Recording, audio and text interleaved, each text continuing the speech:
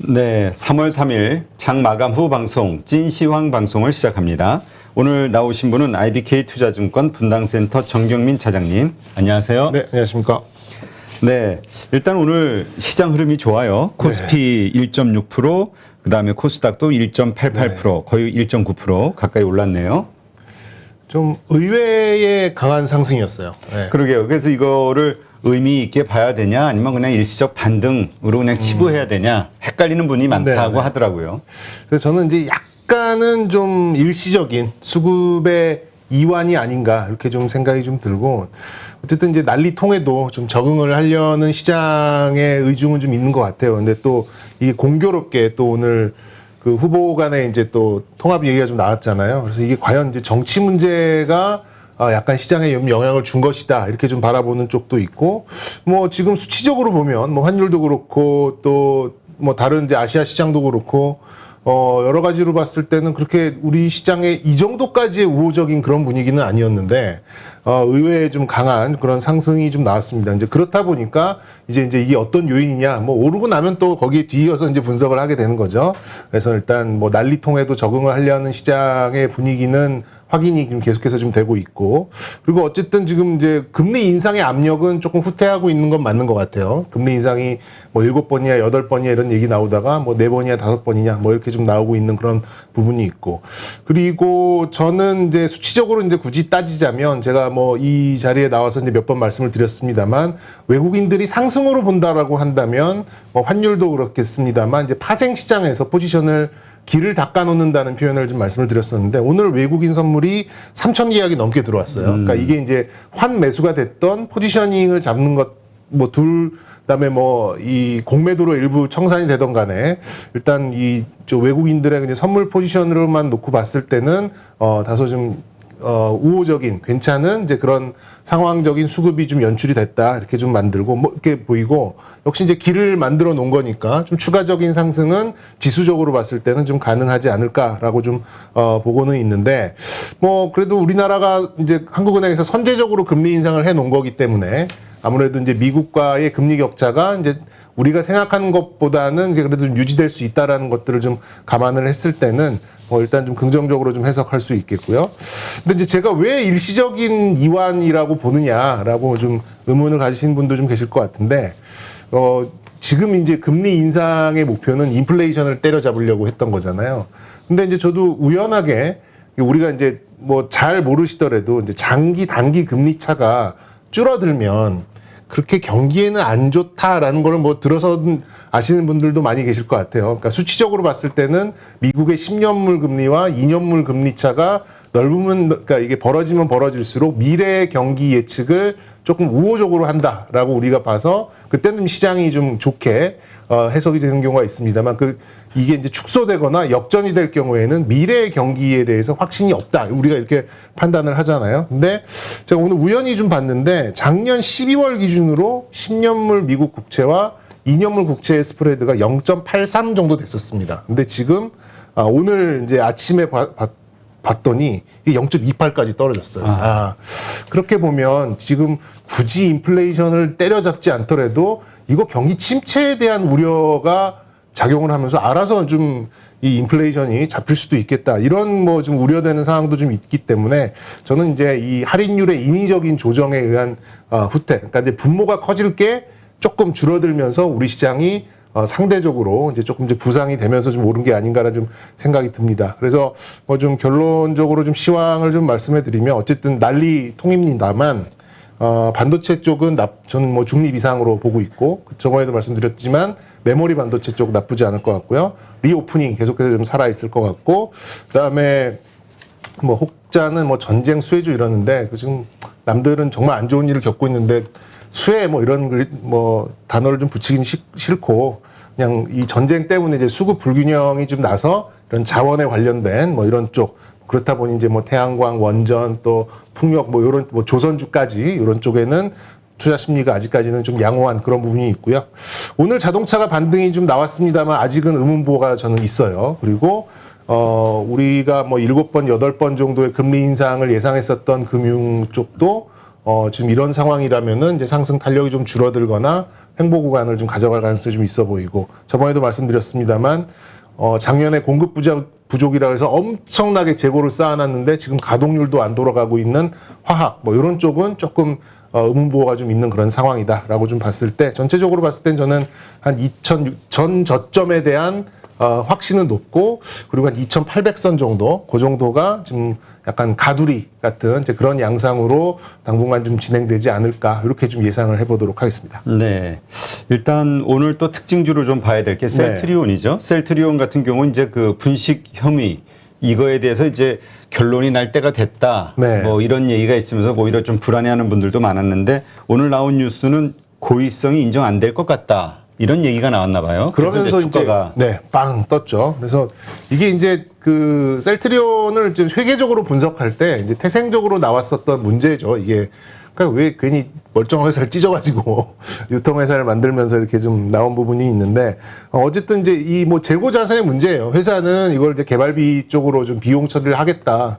아니다. 이거는 손실 처리를 해야 된다라고 이제 좀 해석에 좀 분분한 그런 부분이 있는데, 아직 뭐 결론은 안 났고 11일 날, 그때 이제 좀 회의 결과에 따라서 이제 좀 셀트리온의 향방이 좀 정해질 것 같은데, 어쨌든 오늘 나온 거는 뭐 제가 뭐 지금은 조금 뭐 내일 돼봐야 그게 좀 정확하게 판단이 되겠습니다만, 공매도가 좀 후퇴한 것 같아요. 네, 그래갖고 좀 이제 소위 말하는 이 쇼커버링 이런 것들이 나오면서 어느 정도 좀 상승을 해준 것 같고, 그렇게 본다면 지금 뭐 17만 원대 셀트리온 기준으로 그렇게 본다면 이런 좀 이슈를 좀 녹여내는 이제 그런 흐름이 좀 나온다면, 저는 뭐 20만 원 뭐 부근까지의 그런 좀 한 단계 상승을 하려고 하는 이제 그런 수급은 계속해서 유입될 것이고, 또 여기서 또 분식이 아니다, 뭐 큰 문제 없다라고 좀 될 경우에는 또 쇼커버링 또 한 번 좀 나올 수 있을 거로 좀 생각이 들어서, 이제 셀트리온에 대한 문제는 조금 해결 국면에 있다, 이렇게 좀 개인적으로는 좀 평가를 해드리고 싶습니다. 지금 그렇다면 셀트리온 가지고 있는 분들 사실 강성주주일수록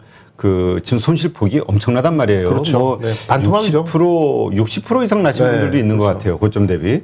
자, 이런 분들 같은 경우 이렇게 뭐 하루에 많이 올랐을 때 좀 매도를 해야 되느냐, 아니면 지금은 일단 계속 버텨야 되느냐, 언제까지 그 들고 있어야 되느냐, 이게 아마 고민일 거예요. 저는 11일까지는 좀 지켜보셨으면 좋겠어요. 11일. 날 그래서 만약에 이게 그 무혐의로 결론이 났을 때는 더 뛸까요? 아니면 그때가 단기 어떤 그 매도 신호로 보고 물량이 쏟아지면서 오히려 반등 후 급락 같은 게 나올까요? 제가 보기에는 요 이슈를 가지고 셀트리온을 매매하실 분들은 많지 않을 것 같아요. 그러니까 거의 이제 가지고 계신 분들 중에서 그동안 조금 힘들어 하셨던 분들이다 보니까 이거는 객관적으로 판단을 하시는 수밖에 없을 것 같아요. 셀트리온의 바이오시밀러가 향후에도 계속 좋을 것 같다라고, 그러면 이제 들고 가시는 거고, 그게 아니고 이 이슈로 인해서 좀 혼탁해진 것 같고, 다른 이제 바이오시밀러들도 좀 뭐 침투가 좀 많이 돼서 상승에 좀 한계가 있을 것 같다라고 한다면, 이제 어느 정도 좀 비중 축소를 이번 기회를 통해서 좀 하시는 것도 뭐 저는 개인의 성향상 좀 맞다라고 좀 생각은 듭니다만, 저 개인적으로 봤을 때는 이제 이런 회계적인 문제에 한번 생채기가 나면 조금 이제 우리가 가시 박혔다 빼도 이렇게 좀 따끔따끔 하잖아요. 그런 부분이 좀 있다 보니까 예전과 같은 그런 셀트리온의 어떤 흐름, 뭐 상승세, 성장, 뭐 이런 거는 지금은 이제 예전만큼은 좀 아닌 것 같다라는 말씀 정도까지는 드릴 수 있을 것 같습니다. 네, 그러니까 적당한 시점에 그냥 계속 정고점 이런 식으로 계속 올라갈 거를 기대하고 있기보다는 단기 어떤 좋은 모멘텀 뉴스가 나왔을 때 적정한 시점에서 그냥 저는 좀 비중 조절에 비중을 조절하자. 그런 게 좀 좋을 것 같습니다.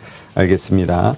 일단 그 바이오주, 제약 바이오주가 그동안 상당히 안 좋은 흐름이었잖아요. 네네. 근데 오늘 다 좋았어요. 네. 그 이유를 뭐 어떻게 이제 오를 때가 돼서 오르는 건가요? 아니면 뭐 어떤 특별한 모멘텀이 좀 나왔나요, 시장에? 대표적인 성장 섹터죠, 바이오는. 그러니까는 이제 뭐 쉽게 얘기하면 제가 뭐 자주 비유를 듭니다만, 이제 분자와 분모를 좀 드는데, 지금은 분모가 계속 커질 것 같은 그런 상황에서 다시금 이게 좀 옥죄어 가는 그런 상황이다 보니까, 가장 먼저 좀 이제 생채기가 났던 그런 부분이 이제 성장주들이었잖아요. 이제 그런 부분에 있어서 어느 정도 좀 되돌아오는 이제 그런 수급이 좀 있었던 거로 좀 생각이 좀 들고, 이게 또 공교로운 거죠. 오늘 이제 뭐 ABL 바이오라는 이제 이중항체의 대표적인 종목이 또 이제 사노피라는 이제 글로벌 빅파마 쪽에 이제 뭐 전임상 관련해서 또 자료가 공개됐고 FDA에서 또 희귀의약품으로 좀 지정이 되면서 그동안 이제 한국의 많은 이제 그런 바이오 업체들이 신약 후보 물질들이 이제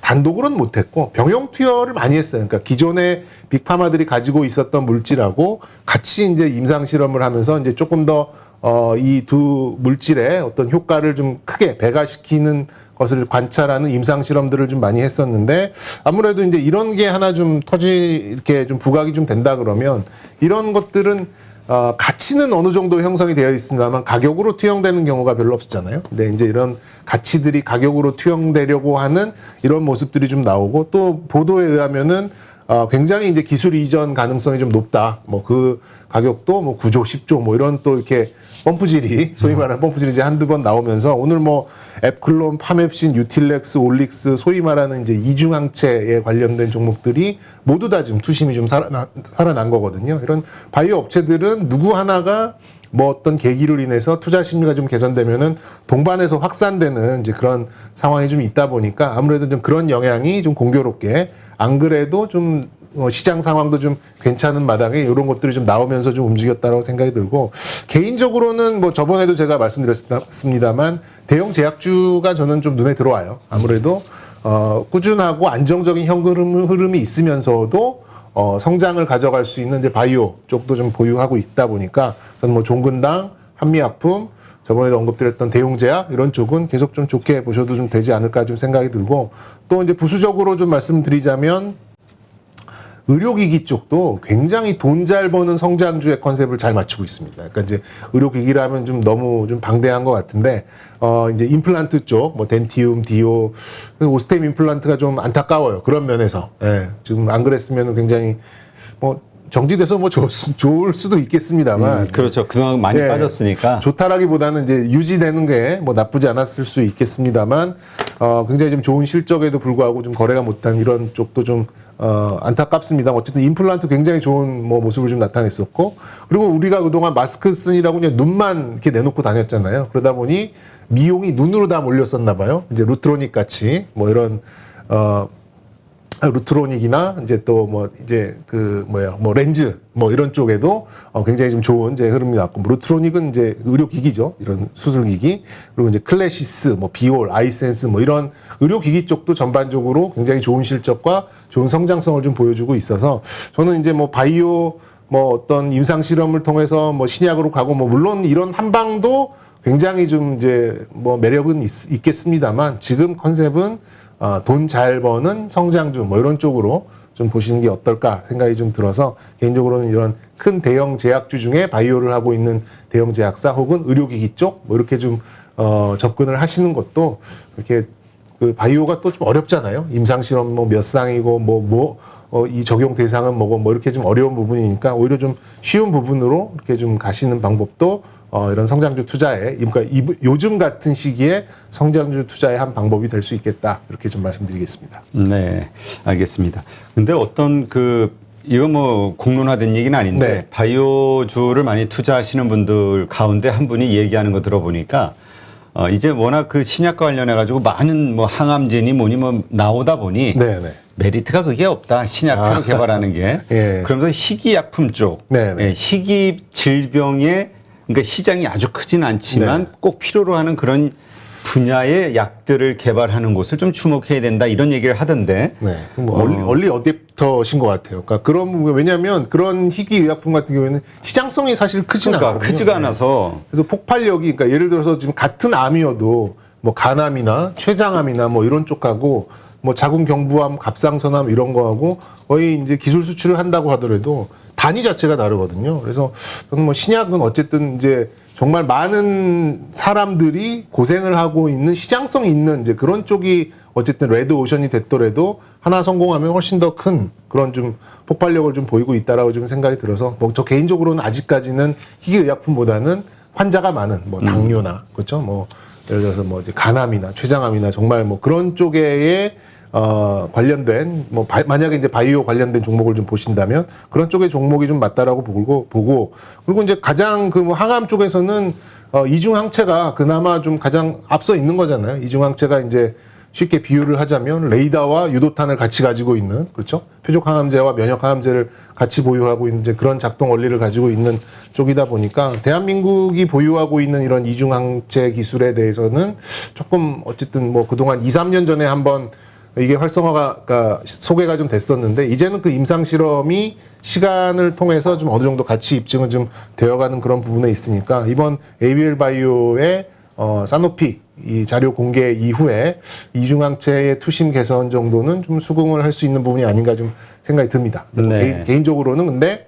이 실적이 박혀 있는 좀 그런 대형 제약주 쪽이 낫다. 그리고 이제 의료기기 이런 쪽을 조금 더 선호한다 이렇게 말씀드리겠습니다. 네. 하여튼 뭐 금리 인상 이럴 때일수록 또 실적 그렇죠. 중요시 네. 여길 수밖에 없다는 얘기가 워낙 많이 나오다 보니까 그래서 아마 바이오주들이 무거운 이유가 네. 되지 않나 싶은데 이게 또 바이오주 역사를 보면 또 어떤 트리거가 딱 생기면서 또 터지기도 하잖아요. 그렇죠. 예. 근데 이제 그 트리거가 보통 기술 수출. 기술 수출. 예. 뭐 우리는 임상 이상이고 이걸 대상으로 뭐 5조짜리를 계약을 했다. 그러면 우리도 그 비슷한 거 있어. 그럼 우리는 뭐 그거 하니까 우리는 한 3조는 되겠네. 그러면서 이제 막 올라가는 부분이 좀 있는데 아직까지는 그런 확산기라기보다는 이제 뭐 한꺼풀씩 이제 올라오는 그런 상황이고 그럼 오늘은 말씀드렸듯이 조금 공교로운 것들이 좀 많아서 이걸 좀 공격적으로 향후 지속되겠습니다. 이렇게 말씀을 드리기에는 뭐 다소 좀 한정적으로 이렇게 말씀드려야 될 것 같습니다. 네. 자, 그냥 얼마 전에 참 안타까운 소식이 네. 들렸는데 넥슨 창업주 별세했죠. 그러면서 이게 오히려 뭐 경영자 창업자가 잘못돼 가지고 기업이 흔들리거나 이럴 줄 알았는데 오히려 네. 지배구조 이슈 때문에 더 상승하고 네. 있다 이런 뉴스가 나오고 있어요. 그렇죠. 일단 상황 한번 설명해 주시죠. 일단 이제 김정주 창업주께서 이제 뭐 이렇게 되시고 이제 이게 넥슨 지배 구조가 조금 복잡합니다. 이제 나라 국가 간에도 이제 그런 부분이 있고 이제 NXC라는 이 지주 회사를 이제 김정주 회장이 보유를 하고 있었고 그 가장 높은 지분을 갖고 있었고 NXC가 이제 일본에 상장되어 있는 넥슨을 소유하고 있고 넥슨이 다시 우리나라에 있는 넥슨 코리아를 소유하고 있고 거기에 이제 관계사라고 볼 수 있는 회사가 상장 회사로는 우리나라에 두 개가 있죠. 넥게임즈와 넥슨 GT. 근데 넥슨과 넥슨 GT 뭐 넷게임즈와 직접적인 관련이라기보다는 이제 넥슨에서 게임을 하기 위한 하나의 이제 개발사들이에요. 둘 다 이제 개발사들이다 보니까 넥슨이 뭔가를 하고 있는데 이 종목들이 오르는 거에서 굉장히 이제 그동안 개인적으로는 시장이 이렇게도 해석을 해버리는구나라고 좀 생각을 했었는데 일단 오늘 포인트는 저는 두 개라고 생각이 듭니다. 그러니까 지금 제가 이렇게 말씀을 좀 드려요. 예전에도 이 넥슨 GT라는 회사 이름에 넥슨이 들어갔다라는 이유만으로 이 넥슨 GT와 전혀 상관없는 이 넥슨이 하고 있는 던전 앤 파이터 뭐 이런 얘기가 나오면 넥슨 GT가 올라요. 넥슨 GT는 이제 서든 어택이라는 이제 슈팅 게임 뭐 이런 거 만드는 회사인데 한국에 이제 직접적으로 관련된 이름이 넥슨이라는 회사가 있다 보니까 뭐 예를 들어서 뭐 던전 앤 파이터 혹은 뭐 카트라이드 뭐 이런 넥슨이 하고 있는 게임의 흥행이 좋다라고 하면은 넥슨 GT가 막 올라가고 뭐 상한가 치고 뭐 이런 경우가 굉장히 많았거든요. 근데 이제 지난 14일 날 던전 앤 파이트 모바일 버전을 출시하겠다라고 나왔는데 뭐 당장 14일 날은 뭐 올림픽의 정쟁에 뭐 이렇게 하다 보니까 좀 묻혔어요. 근데 갑자기 오늘 이게 한 번 더 부각이 되더니 한 7%, 8% 훅 뜨더라고요. 근데 요건 이제 또 브로커의 입장에서 좀 말씀드리면 요게 이제 28일 날 합병 관련해서 매수 청구가 있었어요. 매수 청구가 있었는데 그때 주가가 한 16,000원대였고 매수 청구가는 17,500원, 17,800원이었나 하여튼 좀 차이가 있었습니다. 그러다 보니까 그래 나 그냥 매수 청구해가지고 매수 청구가 왜냐하면 주가가 더 낮았기 때문에 땡큐 그러고 매수 청구를 하셨던 주주분들이 약 30% 정도. 그러면 매수 청구를 한번 신청을 하신 분들에 대해서는 주가가 올라도 팔 수가 없는 부분이 있죠. 그만큼 이제 매도 압력이 좀 낮춰져 있는 이제 그런 상황에서 오늘 이제 NXC, 넥슨 코리아 관련된 지배구조 이슈가 하나 나왔고 던전 앤 파이터에 관련된 이슈가 딱 나오니까 주가가 매도 압력이 굉장히 낮아져 있는 가벼워져 있는 상태에서 호재가 딱 들어가면서 좀 이렇게 폭발력이 좀 나왔다라고 좀 생각이 듭니다. 그래서 뭐 결국에는 이제 이 두 회사는 합병이 돼서 넥슨 게임즈라는 회사로 이제 존속이 될 텐데 규모는 좀 커질 것 같아요. 그리고 이제 넥슨 코리아와 결국에는 뭐 합병이나 아니면 어쨌든 이제 개발사로서의 이제 존속은 될 가능성이 좀 높기 때문에 향후에도 뭐 넥슨이 뭐 한다 그러면 이 넥슨 게임즈가 같이 움직이는 경우는 좀 많이 있을 것 같아요. 근데 넥슨이 NFT를 만약에 구현을 한다라고 하면 이 이제 합병 법인이죠. 넥슨 게임즈가 아주 중요한 역할을 할 가능성은 높습니다. 뭐 시간 관계상 뭐 이렇게만 말씀드릴 수 있을 것 같고 지금 넥슨이 그동안 했었던 뭐 여러 가지 좀 정황들을 봤을 때는 넥슨 게임즈가 우리나라인 넥슨 게임즈가 이제 여러 가지 이제 수집형 게임 위주로 해서 NFT를 좀 도입을 하면서 조금 이제 기대되는 신작을 낼 가능성이 좀 높아 보이니까요. 이 회사는 뭐 지금은 좀 올라갔습니다만 오히려 합병 이후를 기대해 보시는 것도 저는 좋을 것 같다라는 말씀드리겠습니다. 네. 자, 그렇다면 지금 일단 그 넥슨 GT, 넥게임즈 네. 뭐 이런 주식을 들고 있으신 분들 네. 입장에서는 매도할 이유가 없다.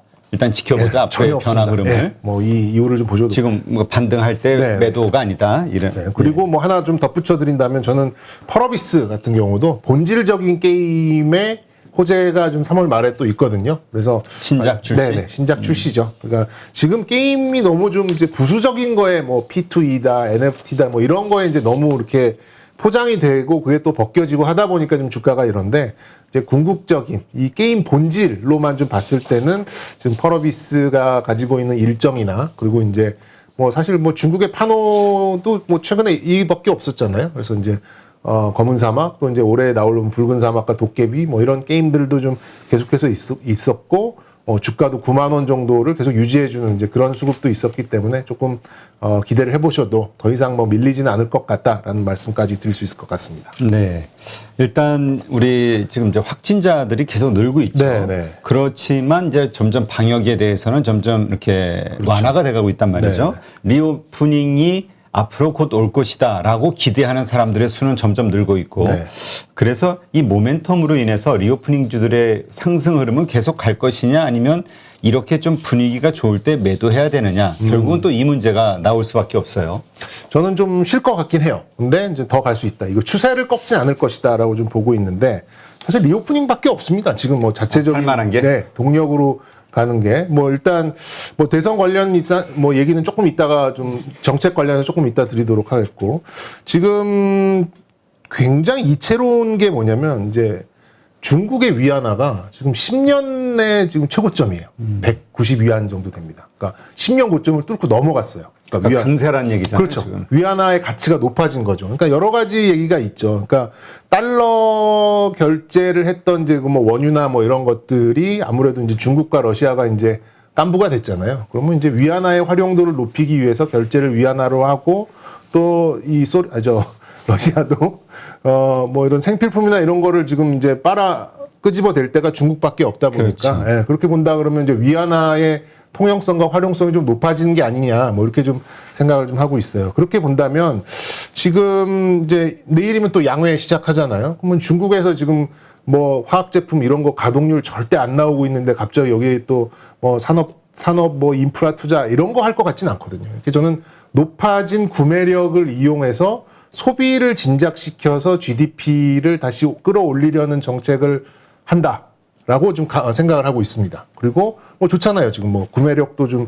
190위안까지 올라간 그런 상황이라면 저는 이제 뭐 리오프닝과 연결을 지을 수 있는 부분이 분명히 있고 물론 언제 이거 리오프닝하고 언제 중국인이 한국 카지노에서 언제 땡겨서 한국 카지노 언제 돈 벌 거야? 네.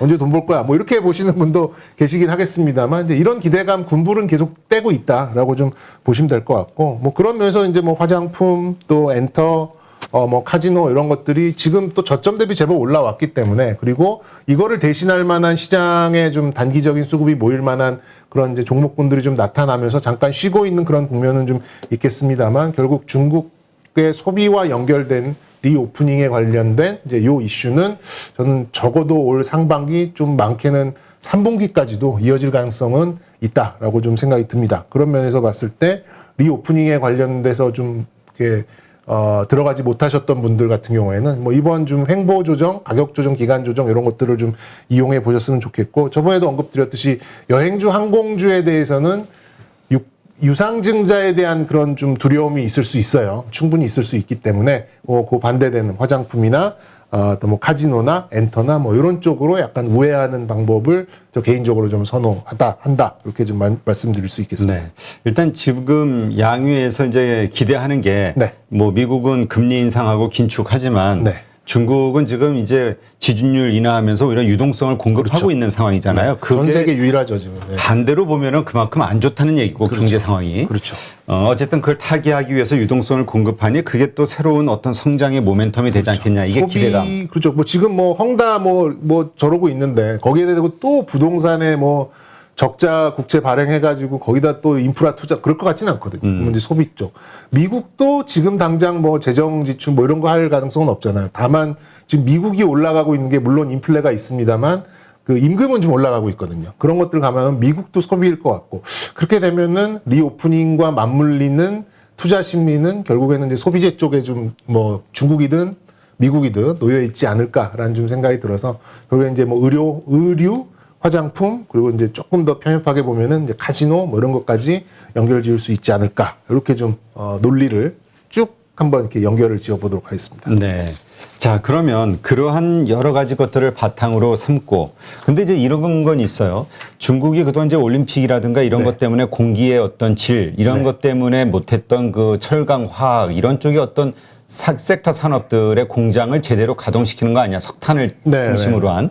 그러면서 우리 철강이라든가 뭐 이런 쪽이 또 악재가 되는 거 아니냐라는 생각을 하시는 분들도 있단 말이죠. 네, 뭐 충분히 그럴 가능성은 있습니다. 근데 지금 중국의 가동률이 최고 또 재고가 엄청 많이 쌓여 있습니다. 지금 이제 근데 지금 아직까지 그거를 뽑아내려면 결국에는 제일 윗단에서 소비가 뽑아줘야 그런 것들을 만들고 재고 소진도 하고 또 이런 원료를 또 이제 뽑아내면서 이제 석유화학이나 이런 또 이제 가동률이 올라가고 그럴 텐데 지금 그게 이제 좀 적재돼 있는 그런 상태거든요. 그래서 지금 상황으로서는 결국에는 소비를 통해서 뭔가 이 홍수가 나 있는 이런 것들 이제 고인물들을 좀 빼는 이제 그런 작업을 할 가능성이 좀 높다라고 봐지기 때문에 저는 말씀드렸듯이 뭐 상반기 아니면 3분기까지는 어쨌든 리오프닝과 소비재 쪽에 대한 그런 관심은 계속해서 가져가도 좋다라는 말씀을 좀 드리고 싶습니다. 네, 알겠습니다. 자, 이러한 것을 바탕으로 내일장 우리가 어떻게 대응을 해야 될까요? 내일 일단 상승으로 시작한다, 또 하락으로 시작한다. 네. 어떻게 대응할까요? 내일 저는 뭐 강보합 정도는 뭐 충분히 좀 될 수 있지 않을까. 오늘 뭐 큰 이유 없이 좀 올라갔었던 그런 부분도 있고 아까 말씀드렸듯이 저는 중요하게 본 그런 이제 그 낚시의 찌 같은 부분은 외국인들의 파생 포지션. 그게 어쨌든 이제 매도 포지션을 좀 줄였던 또 길을 내던 간에 좀 상당 부분 좀 올랐던 뭐 현물을 많이 산 건 아닙니다만 선제적으로 선물을 좀 샀다라고 하는 것은 굳이 이제 뭐 이렇게 뭐 다시 오늘 올렸던 거에 뭐 절반 이상을 뭐 이렇게 개어낸다 뭐 이럴 가능성보다는 저는 이제 조금 더 좀 좋은 쪽으로 좀 해석을 좀 해드리고 싶고, 저는 뭐 대선 관련해서 이제 여론조사만 보면은 조금 이제 기울어질 수도 있는 이제 그런 예상을 좀 할 수 있잖아요. 아무래도 이제 좀 뒤늦은 정책 관련 종목들의 움직임을 좀 기대해 볼 수 있지 않을까. 그럼 뭐 모두 다 전 국민이 알고 있는 대선 관련 정책 관련 종목들은 역시 건설, 건자재 뭐 이런 쪽이 아닐까라는 좀 싶습니다. 일단 원전도 그 중에 하나였는데 좀 저가 대비 좀 많이 올라와서 좀 부담스러운 부분이 좀 있고, 그런 면에서 봤을 때는 이제 건설, 건자재, 뭐 전 IS 동서, 뭐 폐배터리 사업도 하고 또 여러 가지 이제 뭐 인선 ENT 인수하면서 뭐 이런 리사이클링 회사도 있습니다만 건자재 쪽에 정말 오래된 콘크리트 전문 회사니까요. IS 동서 같은 회사. 그다음에 뭐 맞을 만큼 맞았다라고 저는 해석을 하고 있는데 KCC 같은 거.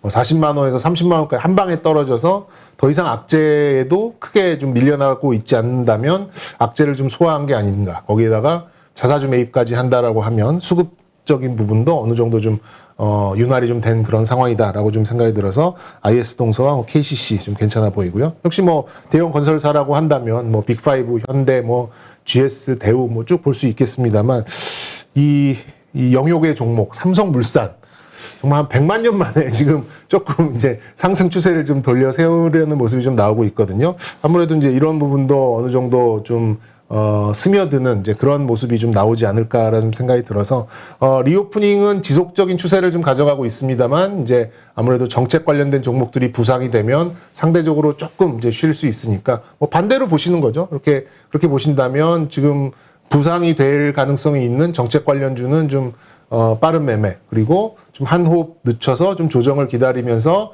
상반기까지 접근하는 또 리오프닝 관련된 소비재 뭐 이렇게 좀 놓고 보신다고 한다면 뭐 시장은 어느 정도 좀 맞춰가는 이제 그런 매매가 되지 않을까 싶습니다. 네, 알겠습니다. 네, 한번 잘 참고하셔서 내일장 잘 대응하시기 바라고요. 이렇게 또 뭐 자신 없을 때는 가만히 있는 것도 네. 지켜보는 것도 그거 제 특기입니다. 네. 네, 알겠습니다. 네, 오늘 좋은 인사이트 고맙습니다. 이제까지 IBK 투자증권 분당센터 정경민 차장님과 함께했습니다. 네, 감사합니다. 네, 그럼 이어서 석유는 어떻게 세계를 지배하는가 책의 저자시죠 최지웅 저자를 모시고 지금 요즘 시대적 상황과 잘 맞아떨어지는 것 같습니다. 석유가 가진 힘, 그 의미에 대해서 한번 다뤄보도록 하겠습니다. 잠시만요.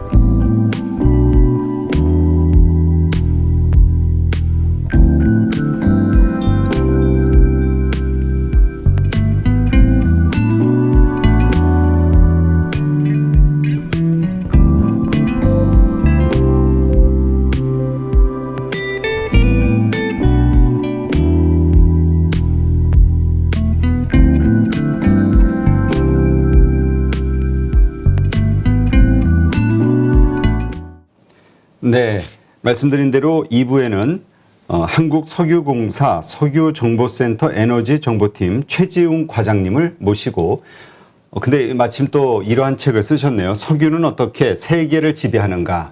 그래서 요즘 러시아, 우크라이나 전쟁 그로 인한 그 여러 가지 에너지 문제, 인플레이션 문제 이러한 것들에 대해서 우리가 많이 고민을 하고 있기 때문에 네, 좋은 인사이트를 얻을 수 있지 않을까 싶어서 모셨습니다. 안녕하세요. 네, 반갑습니다. 네. 안녕하세요. 한국석유공사 근무하는 최지용입니다. 네, 알겠습니다. 이게 2019년에 책을 쓰신 것 같아요. 2019년에 나온 책입니다. 네. 예, 그때도 이미 에너지가 무기처럼 사용이 되던 시기였나요? 저는 20세기 세계 2차 대전 이후부터는 계속 에너지는 하나의 무기이자 방패였던 자원이라 생각을 하고요. 또 제가 책에서 이런 얘기를 합니다. 세계 현대사, 한국 현대사의 중요한 두 가지 키워드가 경제 발전과 민주화라면 세계 현대사의 중요한 두 가지 키워드는 냉전과 석유다. 그 정도로 이제 석유는 세계 현대사에서 굵직한 사건, 뭐 오일 쇼크라든지 뭐 걸프전, 이라크 전쟁, 또 최근에 멀리 갈 것도 없이 지금 러시아와 우크라이나 전쟁도 사실은 그 역학관계를 결정한 배경을 보면은 천연가스라는 중요한 그런 어떤 러시아의 힘이 또 그 어떤 지금의 정세를 결정했다고도 볼 수 있습니다. 네. 일단 바로 말씀 나왔으니까 질문을 좀 들어갈게요. 지금 러시아, 그러니까 일단 현재 세계 경제 상황을 보면은 그렇지 않아도 유동성에 의해서 원자재 가격이 투기적인 세력도 같이 밀리면서 또 공급단의 문제가 연준의 말대로라면 공급단의 문제 이런 것들로 인플레이션 문제가 확 떠오르고 있단 말이죠. 그래서 금리 인상, 긴축 이런 어려운 이야기가 나오고 있는 상황에서 이제 러시아, 우크라이나 전쟁이 터졌어요. 그러다 보니까 다시 원자재가 지금 뭐 WTI가 지금 100불을 돌파해서 상황이 심각해지면 뭐 125불까지도 갈 수 있다 이런 얘기가 나오고 있잖아요. 네네. 자, 일단 지금 말씀하신 대로 여기도 어떤 에너지 문제가 얽혀 있다라고 본다면 사실 그런 얘기도 있긴 했거든요. 러시아가 군대 10몇만 국경 지역에다 갖다 놓고 석유가스 확 올려가지고 비싸게 큰 이익을 내고 있다. 그래서 전쟁은 나진 않겠지만 이러고 네. 생각했던 적도 있는데 어쨌든 전쟁은 났죠. 네네. 일단 이 상황이 러시아에게는 경제적으로 어떤 의미를 가지고 있는 것인지 좀 설명을 해 주시죠. 일단 러시아라는 나라를 이해하기 위해서는 사실 러시아의 힘이라고 하는 건 러시아의 국력이라고 하는 거는 석유나 가스 같은 에너지라고 해서 나옵니다. 그러니까 석유 같은 경우에는 세계 2위의, 세계 3위의 생산국인데 미국, 사우디, 러시아가 이제 세계 3대 생산국인데 이 세 나라가 거의 러시아가 3위이긴 합니다만 거의 세 나라가 동일한 뭐 세계 11% 정도, 한 나라당 뭐 세계 10%에서 11%의 비중을 차지하고 있고 천연가스의 경우에는 뭐 러시아 생산량이 세계 생산량의 한 17% 정도를 차지할 정도로 그 비중이 굉장히 큰 그러니까 세계 2위의 세계 천연가스 대국인데 이런 면에서 러시아의 어떤 핵심 이익이라고 하는 거는 어떤 거냐면 이 석유나 가스의 수출 통로를 그 자기가 판매할 수 있는 통로를 안정적으로 확보하는 것입니다. 그렇기 때문에 러시아는 그 통로를 확보하기 위해서 굉장히 노력을 해왔고 사실 지금 이 러시아가 우크라이나를 침공한 시점을 잘 보셔야 되는데요. 이 러시아가 우크라이나를 침공하기 그 군사적 위협을 고조시킨 것이 대략 작년 10월경부터입니다. 작년 10월경부터인데 그럼 그 한 달 전에 무슨 일이 있었냐면은 러시아와 독일을 잇는 초대형 가스관이죠. 그 뉴스에서 많이 소개가 됐는데 노르트 스트림 2라고 하는 가스관이 개설됐습니다. 네. 그러니까 이 가스관이 개설됐다는 게 굉장히 지정학적으로 큰 의미가 있는데요. 사실 이 가스관이 개설되기 직전에는 러시아가 유럽으로 가스를 수출하기 위해서는 우크라이나를 경유하는 가스관을 대부분 써야 됐습니다. 그러니까 우크라이나 입장에서는 그게 하나의 어떤 전쟁 억지 수단이 된 거죠. 그렇죠. 왜냐하면 그쪽을 통해서 돈벌이 수단인데. 예, 만약에 그래서 러시아가 돈바스 지역에 반군이라도 지원한다든지 아니면 침략을 한다든지 할 경우에는 우크라이나 입장에서는 바로 가스관을 폐쇄하거나 파괴해버리면은 러시아의 천연가스 수출에 굉장한 심각한 타격을 줄 수 있는 거죠. 그래서 러시아는 한 20년 전부터 새로운 가스관, 그러니까 나토 회원국이나 우크라이나를 경유하지 않는 새로운 가스관 개설을 굉장히 집요하게 노력을 했고요.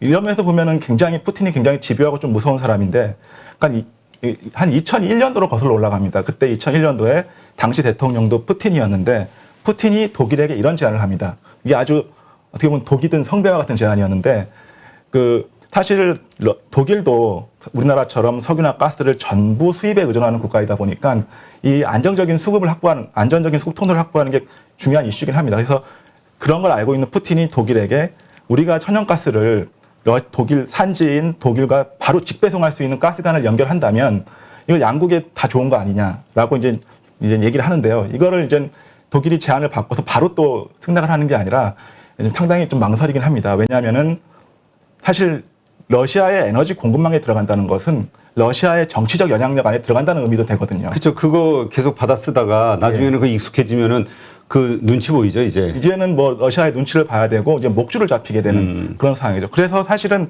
동유럽 국가들이나 미국에서는 굉장히 많이 반대를 했고요. 그럼에도 불구하고 이제 2005년 당시에 독일 총리였던 게라트 슈레더가 이 동유럽 가스 파이프라인 프로젝트에 서명을 합니다. 서명을 하고 이제 그분은 이제 바로 직후에 퇴임을 하고 2005년 그리고 나서 또 슈레더가 또 그 노스트림 건설하는 회사에 또 어떤 사장으로 취임을 하게 돼요. 그리고 나서 이제 바로 후임이 된 분이 바로 이제 앙겔라 메르켈 총리인데 어떻게 보면은 이 메르켈 총리라는 분이 노르드스트림의 어머니라고 할 수 있습니다. 이분이 어떤 각종 논란에도 불구하고 뚝심 있게 노르드스트림을 건설을 추진해서 2011년도 9월에 노르드스트림 1이 건설이 됩니다. 이 노르드스트림 1이 건설이 되는데 이 사실 1까지만 하더라도 뭐 크게 그 어떤 사실 좀 묵인하는 분위기도 있었어요. 왜냐하면 게임 체인저까지 되지는 않았거든요. 그러니까 양이 그렇게 크지 않았다. 네, 많지 그러니까는 않았다. 노르드스트림 1이 건설돼도 우크라이나를 경유하는 가스관을 또 이용을 해야 됐고 했기 때문에 크게 이제 게임체가 되지 않는데, 근데 2011년도에 이 메르켈 총리가 노르드스트림 2를 추진합니다. 사실 근데 이때는 좀 이제 미국도 굉장히 반발을 하고, 그때 이제 2018년부터 이제 본격적인 공사가 들어가는데, 이때 이제 트럼프 대통령이 이제 이렇게 얘기를 하죠.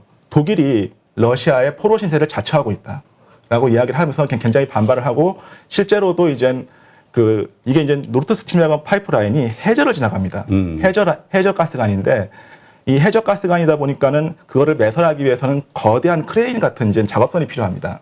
이제 그 작업선을 한 게 이제 스위스의 이제 올시즈라는 업체인데, 이 업체를 트럼프가 제재를 하면서 그 업체가 이제 더 이상 공사를 하지 못하고 빠지게 되죠. 그래서 2020년도에 한 1년간 공사가 중단되기도 합니다. 그 정도로 이제 미국과 독일 간에 이제 어떤 신경전이 있었던 그런 사건인데, 그럼에도 불구하고 이제 대체 업체를 찾아가지고 이제 작년 9월에 이 노르드스트림이 완공이 되고요. 그러니까 2가 완공이 되면서 그때 당시 이제 외신을 보면은 메르켈 총리가 러시아에 아주 큰 무기를 줬다라는 이야기를 하기도 합니다. 그래서 작년 9월에 완공이 된 직후 한 10월 되자마자 이제 10월 11월부터 한 15만 이상의 병력을 우크라이나 국경에 배치하면서 군사적 위협을 높였던 것이죠. 사실 지금 와서 보면은 그 노르드 스트림이 생겼다는 것 자체만 어떤 자체 그 상황의 논리만을 이용해서도 상당히 러시아는 협상력을 높일 수 있었기 때문에 그 높아진 협상력을 이용해서 외교적으로 풀어가는 것이 러시아 입장에서도 최선이 아니었나라는 생각을 하게 됩니다.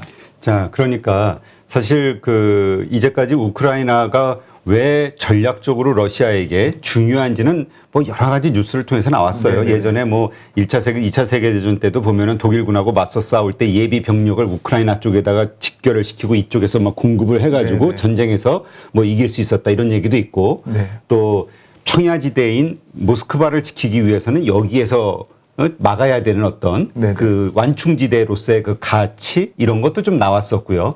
그러나 어쨌든 이렇게 중요함에도 갖고는 싶으나 그 노골적으로 표현을 못했는데 그 이유는 이제 그 노르드 스트림이 만들어지기 전까지는 유럽으로 통하는 모든 가스 송유관이 여기를 통했기 때문에 여기를 망가뜨리면 우리 경제가 어려워지니 네. 그럴 수 없었는데 이제 그렇게 될 수 있는 상황이 되자마자 군대를 국경으로 보냈다 이거죠. 맞습니다. 그러니까는 사실 뭐 모든 가스가 이제 우크라이나를 경유하는 건 아닌데 한 60, 70%가 우크라이나를 경유하는 그런 상황이었던 거죠. 근데 지금은 노르드 스트림 1, 2가 생긴 상황에서는 이제 우크라이나 가스관이 아쉽지 않은 상황인 거죠. 네. 자, 그러면 이제 이렇게 좀 나눠서 생각을 해보죠. 그런데 이제 지금 독일에서 그래서일까요? 이번에 이 상황이 아주 심각해지고 하니까 독일에서 아주 강력하게 무기도 지원하고 뭐 여기에 노르드 스트림 뭐 파산 신청하고 모든 직원이 해고가 되고 뭐 이런 뉴스가 나오고 있잖아요. 네네. 강력한 대처를 하는 게 원죄가 있기 때문에 국제사회에 미안한 네. 이게 있기 때문에 그런 거라고 봐도 되겠네요. 사실 미국이 제재를 하고 했음에도 불구하고 독일이 이 노르드 스트림 공세를 강행한 거에 대해서는 뭐 그런 눈치를 볼만 하죠. 그렇다면 지금 이 시점에서 그러니까 노르드 스트림이라는 것을 쓰지 않는다. 그럼 러시아 입장에서는 다시 원점으로 돌아가는 거나 마찬가지잖아요. 그렇다면 다시 우크라이나가 이것을 파괴하거나 뭐 어떻게 할까봐 또 두려워하면서 이게 협상을 할 수밖에 없는 상황 아닌가요? 네, 그렇게 볼 수도 있는데, 근데 일단 중요한 게 그 우크라이나의 가스관 같은 경우에는 사실 파괴가 하는 게 가능한데 노르드 스트림은 해저 가스관이라는 게 중요한 포인트인데요. 이거는 폭격을 해도 파괴할 수가 없습니다. 그러니까 사실 뭐 이제 노르드 스트림 건설을 해서 파산을 하고 직원을 하더라도 이 가스관의 물리적인 실체는 그대로 있는 남아있다. 겁니다.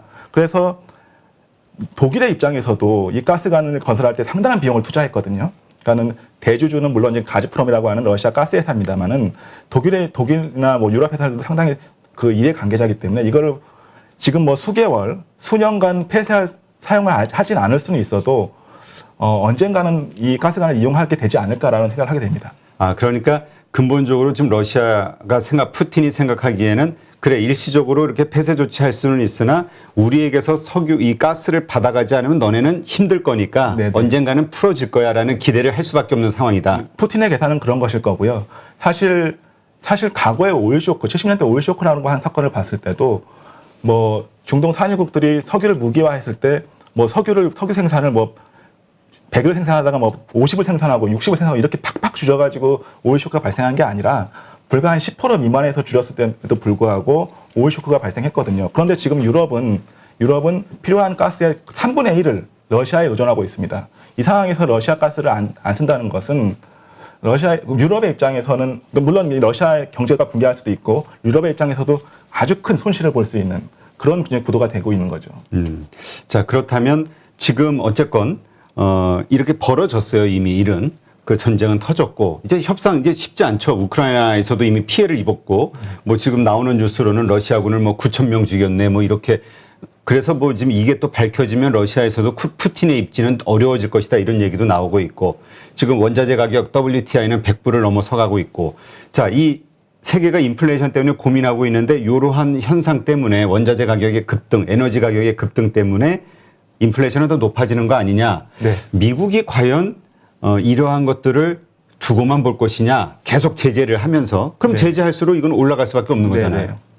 이 딜레마일 것 같은데요. 딜레마인데 사실 근데 이 과거 사례를 보면은 사실 저는 좀 이게 러시아 우크라이나 침략하는 이 침공할 이 전쟁을 보면 사실 그 과거에 이제 미국이 이라크를 미국 이라크전 2003년에 이라크전을 했을 때가 좀 대입을 해볼 수 있을 것 같은데요.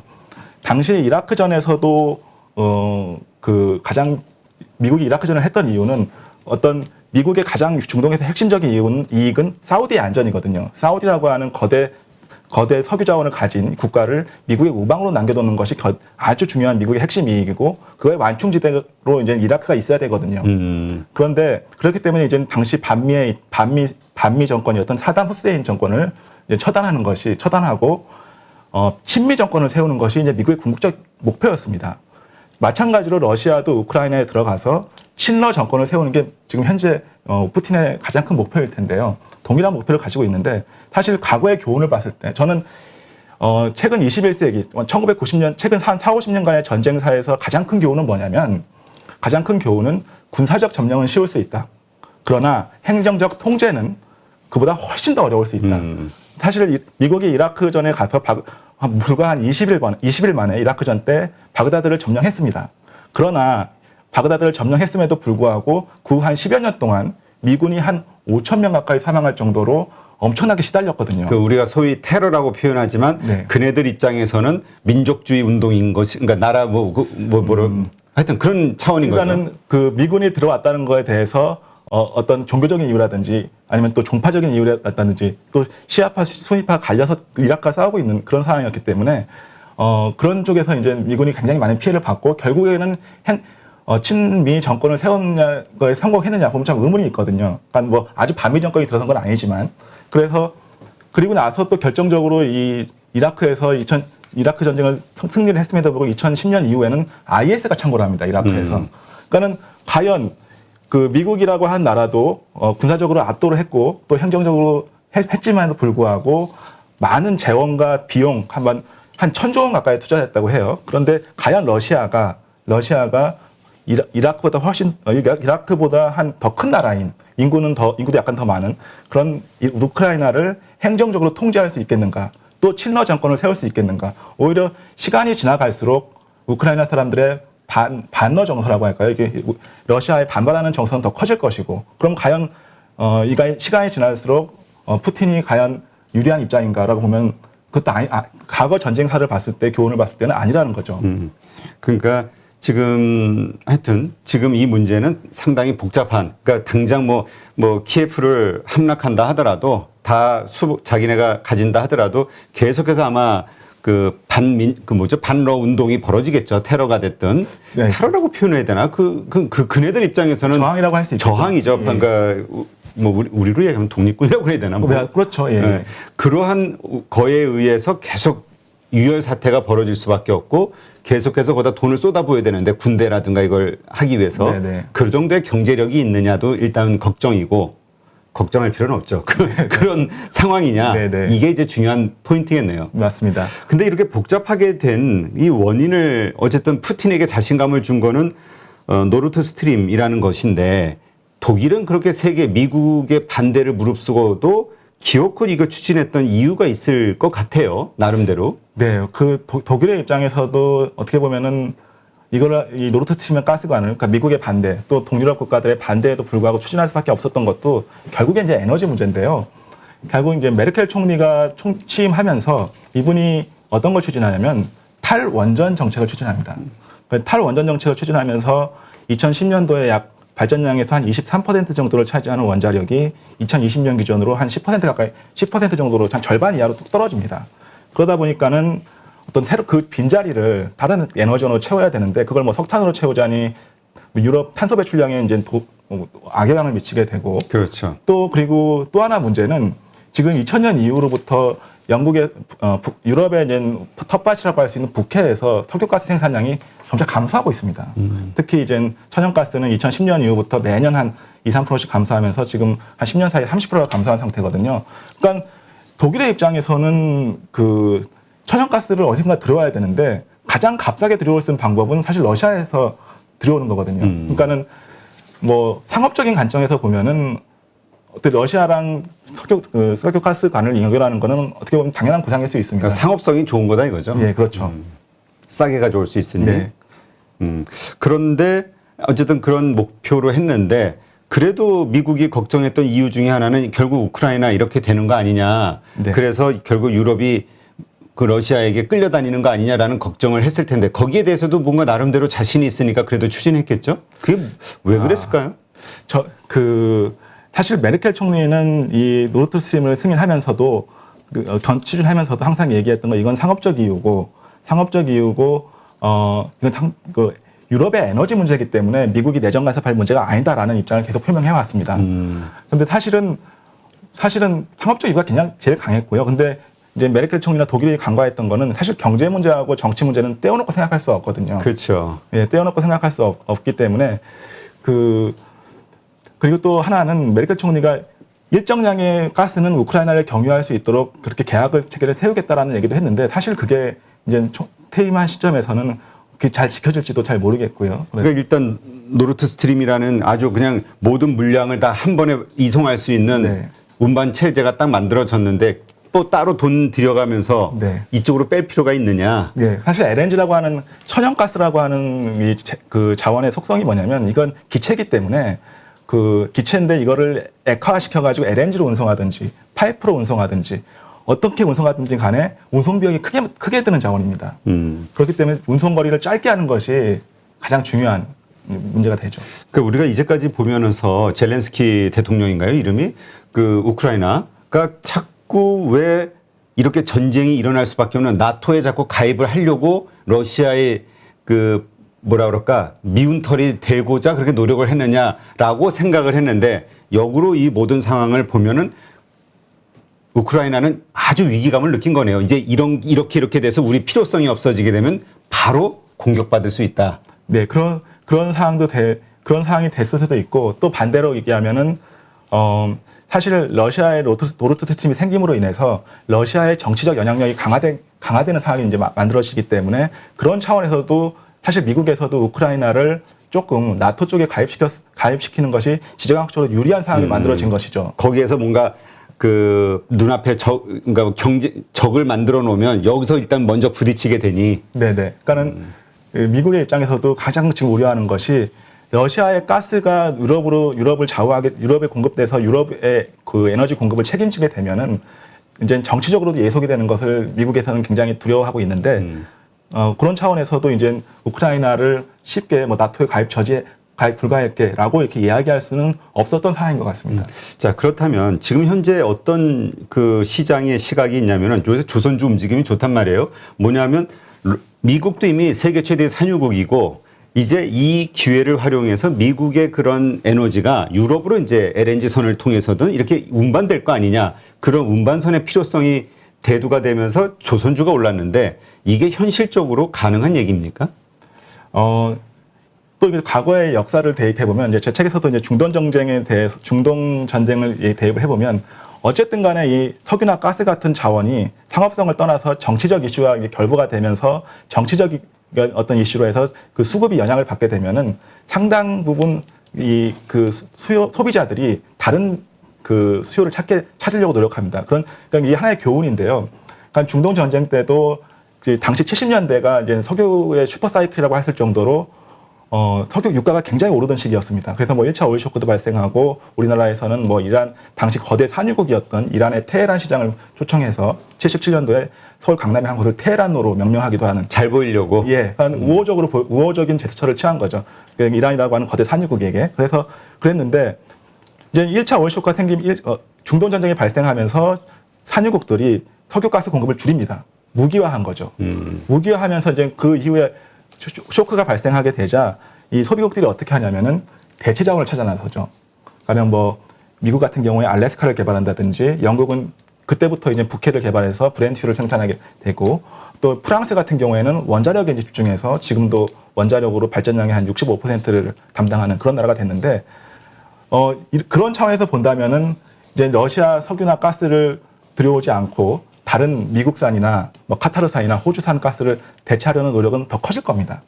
그럼 장기적으로 봤을 때는 커질 것인데, 근데 이제 그 천연가스 개발이라고 하는 것이 바로바로 뭐 1년, 뭐 수개월 만에 되는 건 아니니까요. 근데 지금도 독일 같은 경우도 지금 이 노르트 스트림의 사용을 좀 억제하고자 LNG로 이제 가스를 받으려면 LNG 항구를 터미널을 지어야 됩니다. 그래서 지금 LNG 터미널을 이제 건설을 계획한다는 뉴스가 이제 전해지기도 했는데요. 그 정도로 이제 장기적으로 보면은 러시아산 석유가스의 브랜드 이미지나 어떤 신뢰성은 많은 타격을 받았다라고 볼 수 있겠죠. 자, 그러면 이렇게 질문을 드려볼게요. 자, 어쨌든 경제 제재는 시작이 됐고요. 뭐 스위프트에서도 배제, 뭐 이제 거래를 할 수 없는 거잖아요. 무역 자체를. 자, 그리고 이제 원유에 대해서도 아직은 미국에서도 그 러시아산 원유 뭐 이런 것에 대해서 금지 조치는 아직 안 내려졌죠. 예, 스위프트를 취했습니다만은 석유나 가스에도 적용을 할 것인가. 또 이거는 좀 생각 중이죠. 예, 맞아. 그리고 또 시중은행 모든 은행을 또 하는 것도 할 것인가 아니면 또 일부 은행만 배제할 것인가도 아직 뭐 정확하게 정해진 건 없는 것 같고요. 스위프트. 그러니까 그 이야기는 완전히 러시아를 고립시키거나 아니면 어렵게 만들겠다라는 거는 우리도 피를 흘려야 된다는 얘기인데 서방도 미국도 맞습니다. 근데 그게 과연 감내할 만한 수준이냐 이 얘기는 뭐냐면 예를 들어서 러시아 쪽의 원유라든가 가스를 우리가 사용 못한다 서방 세계가 그랬을 때 충분히 미국산으로 대체를 한다든지 신재생 에너지로 지금 빨리 개발해서 대체가 된다든지 단기간 내에 가능성이 어떤가요? 일단은 재생에너지를 빠른 시간에 뭐 그 비중을 늘린다는 거는 좀 어려운 얘기고요. 석유가스 같은 경우에는 지금 미국에서 셰일 혁명이 일어난 이후 2010년 이후부터 급속하게 지금 셰일 오일은 늘어나고 있다가 2020년부터 이제 소강 상태거든요. 그러니까 사실 셰일이나 가스도 뭐 과거에는 한 1년에 하루에 100만 BD씩 그러니까 연평균 기준으로 하루에 100만 BD, 150만 BD씩 늘어났습니다만 지금은 그 정도로 이제 늘어나기는 힘들고요. 그러니까 지금 대안이 있다면은 지금 제재 중인 이란이 지금 원유 수출이 금지가 돼 있는데 이란을 제재를 풀어주면서 할 수는 있을 텐데 이란도 바로 이렇게 석유 생산량을 과거에 한 500만 BD를 생산했었는데 지금 하루 300만 배럴이거든요. 6개월 정도 시간에서 한 100만 배럴 정도 늘어날 수 있다고 보는데 러시아를 완전히 배제됐는데 그걸 단시간에 대체할 수 있다. 이거는 좀 힘들다고 봅니다. 그렇다면 러시아산을 우리가 쓰지 않는다라는 전제로 가게 되면 우리는 에너지 가격이 계속 폭등할 수밖에 없는 상황이다. 인플레이션은 계속 원자재 가격은 치솟을 수밖에 없다. 대안이 없다. 이렇게 봐야 되나요? 극단적으로 러시아산 석유나 가스를 배제한다면은 그건 피할 수가 없는데 과연 거기까지 갈 수 있겠는가라고 하는 건 이거는 미국 쪽에서도 그 정도까지 제재는 못할 것이다. 지금으로서는 불확실하다고 보고 있고요. 그게 아마 푸틴이 믿고 있는 그렇죠. 거겠죠. 예. 너네가 과연 그럴 수 있겠어? 예, 이거? 이제 러시아의 메드메데프 부의장이 이런 얘기를 했습니다. 뭐 제재해봐라. 멋진 신세계가 열릴 것이다.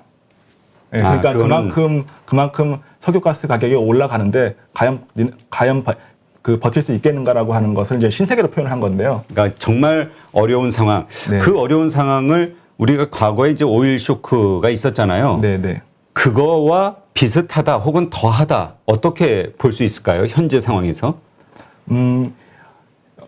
사실은 어떤 석유 생산량의 비중으로 본다면은 1970년대 중동이 훨씬 더 비중이 크죠. 근데 그때 당시에는 중동 산유국들이 스스로 무기화하면서 이제 그 석유 산유량을 줄였던 것인데 지금은 이제 서방 세계가 오히려 제재하려는 수급을 막으려고 하는 입장인데 공통점은 있습니다. 1970년대나 지금이나 다 석유 수급이 타이트한 시장이다. 타이트한 시장이기 때문에 조금만 수급이 공백이 생겨도 큰 충격을 줄 수 있다라는 점에서는 뭐 과거 오일 쇼크나 지금이나 세계 경제에 줄 수 있는 충격의 정도는 비슷하나 근데 과거에는 중동 산유국들이 전면 제재를 한 게 아니라 자기 생산량의 한 5%, 10% 정도씩만 했습니다. 감산을 했었다 이거죠. 감산을 한 거죠.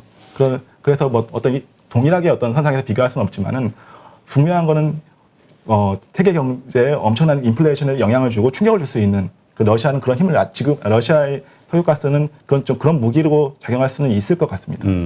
자, 그렇다면 아까도 잠깐 질문을 드렸지만 우리가 세계 최대의 산유국은 미국이잖아요. 뭐 셰일 오일이 됐든 셰일 가스가 됐든 뭐 지금 나오는 뉴스 보면은 지금 전 세계에서 필요한 양만큼의 그 생산 그 신규 생산할 수 있는 그거를 뭐 신청이 들어와 있다. 미국 그 뭐 여러 뭐 원유 기업들한테서 물론 그 개발되는 데까지 시간이 걸리니 당장 쓸 수 있는 건 아니겠죠. 그러니까 어쨌든 미국이 뭔가 쏟아내면 이게 그래도 좀 가능해지고 이란 쪽에서 좀 풀어지면은 러시아는 완전히 당하는 거 아니야? 이런 기대감을 가질 수도 있잖아요. 이게 근데 미국에서 셰일 오일이나 셰일가스 생산량이 늘어날 수는 있습니다만은 사실 또 이게 바이든 정권에서는 부담이 될 수 있는 게 바이든 정권은 트럼프 정부와 차별화되게 친환경 정책을 추진한다고 했었거든요. 그러니까는 약간 그 바이든 정권의 노선을 바꾸면서 셰일 오일 기업이나 셰일 가스 기업을 지원한다고 했을 때 약간 정치적 부담이 될 수도 있고요. 약간 지지층이 좀 달라질 수가 있거든요. 그리고 또 단시간 내에 미국산 셰일 오일이나 셰일 가스가 정말 확 늘어날 수 있느냐. 이것도 사실은 조금 의문이 있습니다. 지금 현재 미국의 셰일 생산량을 보면은 퍼미안 분지, 텍사스 쪽의 퍼미안 분지 외에는 이렇게 크게 늘어날 수 있는 또 지역도 많지가 않아 보이거든요. 그러니까 이제 결국은 에너지 수급으로 인해서 그러니까 러시아가 지금 믿고 있는 것은 정말 우리 얘기했듯이 천연가스가 뭐 별거 되겠어라고 했지만 이렇게 저렇게 대체하면 되는 거 아니야? 미국에서도 오고 뭐 원유 그 LNG 선으로 이동하면 유럽 되는 거 아니야? 생각했지만 네네. 실질적으로 이게 상당한 위력을 가진 무기나 마찬가지다. 네, 이렇게 맞습니다. 봐야 되겠네요. 전 세계 경제를 네. 망가뜨릴 수 있는. 지금으로서는 그런 위력을 가진 상황이 있고 그런 상황을 또 이용해서 푸틴이 이런 상황을 벌인 건데 뭐 그렇게 볼 수 있는데 근데 또 장기적으로 보면은 러시아산 가스나 석유 공급에는 그 비중을 줄이려는 소비자들이 많기 때문에 또 유럽 국가들. 예. 그렇기 때문에 유럽 국가들의 러시아 입장에서는 결코 지금 좋은 선택이 아닌 것 같고 굉장히 곤혹스러운 입장이 되고 있는 것 같습니다. 네. 근데 이제 우리가 사실 화석 연료를 좌초자산이라고 표현을 하지 않습니까? 네네네. 미래학자들에 의해서. 네네. 그러니까 우리가 갈수록 신재생 에너지에 대한 사용처가 늘어나게 되고 전기차 보급이 늘어나게 되고 이러면서 결국은 이 화석 연료를 기반으로 하는 산업들은 전부 무너지게 될 것이다. 이게 이제 일반적인 우리 생각인데 네네. 이걸 계속 이렇게 무기화할 수 있을까요? 약간 그거는 이제 현실하고 어떤 그 인식하고 좀 괴리가 있는 것 같아요. 좌초자산이다. 화석 연료는. 사실 코로나19가 발생하기 전에 2019년에 전 세계 석유 생산량, 석유 소비량이 한 1억 배럴, 하루 1억 배럴 정도 됐었는데요. 올해 하반기나 늦어도 내년 초까지는 이 1억 배럴을 초과할 것 같습니다. 더 늘어난다. 네네. 오히려. 그러니까 아직도 석유는 막강한 힘을 가지고 있는 거죠. 가스 같은 경우에는 더하는 게 가스는 지금 EU 텍소노미에 포함이 되면서 친환경 에너지 자원으로 어떻게 분류가 됐죠. 그래서 어떻게 보면 천연가스도 어떤 소비가 일어날 수 있고 석유도 사실은 지금 좀 그 우려되는 거는 코로나19로 팬데믹으로 인해서 항공유 수요가 많이 급격히 준 상태에서도 역대 최고치를 경신한다는 것은 조금 구조적으로 앞으로 이 코로나19가 없어진다면 구조적으로 고유가로 갈 수 있는 그런 상황도 아닌가 싶습니다. 근데 사실 지난 겨울에도 유럽에서 그 신재생 에너지 바람이 안 불어서 에너지 생산이 죽었다 이러저러한 이유로 노동자가 없어서 배송 문제 하여튼 이러저러한 이유로 연구소부터 시작해가지고 전부 에너지 대란을 겪었잖아요. 폭등하고 네, 맞습니다. 뉴스 보면은 막 수백 미터씩 줄 서 있고 자동차들.